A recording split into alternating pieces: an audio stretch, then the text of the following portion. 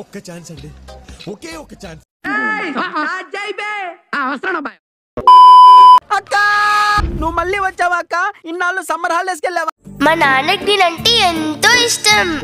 కానీ ఇవన్నీ నాకెందుకు చెప్తున్నావు? పొద్దున్నే లేచింది మొదలు రాత్రి పడుకునే వరకు నన్ను అస్సలు కాలు కింద పెట్టనివ్వరు. అబ్బా అబ్బా అబ్బా ఆహా అట్టా. ఇవన్నీ గాలివానలో గట్టు మీద కూర్చొని మరణాలు తింటుంటారు చూడు, ఆ చిన్నపిల్లలు చెప్పరా వాళ్ళు వింటారు. మా నాన్న ఎంత గొప్పడో నేను అస్సలు చెప్పలేను. మీరు గొప్పోళ్ళు గొప్పోళ్ళు గొప్పోళ్ళు ఏం గొప్ప. Thank you sir. ఇప్పుడు నువ్వేమన్నా? Thank you sir. ఏం మాట్లాడుతున్నావురా? నరాలు కట్ అయిపోయింది. ఆవిడ కరెక్ట్ గానే చెప్పిందిరా. చాలా సేపు సస్పెన్స్ తర్వాత నాకు కూడా అర్థమైంది. మీ నాన్న బాగా తెలుసున్నట్టు చెప్తున్నావు. ఇంతకు ముందు ఎక్కడ ఉన్నాడు తెలీదన్నావు. చోకనా బొందా నిజంగానే జరిగింది. ఇప్పుడు మీ నాన్న ఎక్కడున్నాడు? అటు చూడు.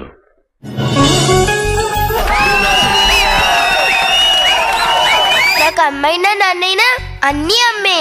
మీరేంటో మీ విధానాలేంటో ఇప్పటికి నాకు అర్థం అవరో బాబు. మా నాన్న కూడా ఉంటే బాగుండేది. గాలి అంటే ఏంటో తెలుసా అబ్బాయి మీకు? ఇవన్నీ నీలాంటి మల్టీప్లెక్స్ గాలి కాదు. సికింద్రాబాద్ దాటి అవుట్స్కట్స్ లో లేడీస్ అందరూ బోరు బోరు మని ఏడిస్తారు.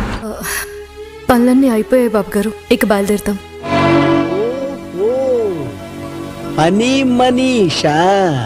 ఇదేం ట్విస్ట్? ఆ ఒక్క మాటతో లేచి 2 జేబుల్లో చేతులు పెట్టుకుని నడుచుకుంటూ వెళ్ళిపోతున్నాను. నేను ఎక్కడికి వెళ్తాను కూడా నాకు తెలియదు. కార్తీక దీపం, ఇది నవ వసంతం. మళ్ళీ కొత్త కాన్సెప్టా? ఊపిరి పీల్చుకోవడం కూడా టైం ఇవ్వట్లేదు. అసలు మీకు ఈ ఆలోచన ఎలా వచ్చింది? నాకు ఈ ఆలోచన ఎందుకు వచ్చిందని అడిగే బదులు మీకెందుకు రాలేదని సిగ్గుపడండి. అభి మజా ఆయేగా నా భిడో నాంజీ భాయ్ అభి అమ్మాయి ఏం టార్చర్. వద్దు, నాకే బతకొద్దు. ఇక్కడ ఒకటి పీకు. చచ్చా ఉండదు. ఏకమన్నప్పుడు పీకావా? అది కాదు నా మాట. నువ్వు నిజంగా భారతీయుడు అయితే పీకో. ఏకమన్నంతే పీకా. Okay okay.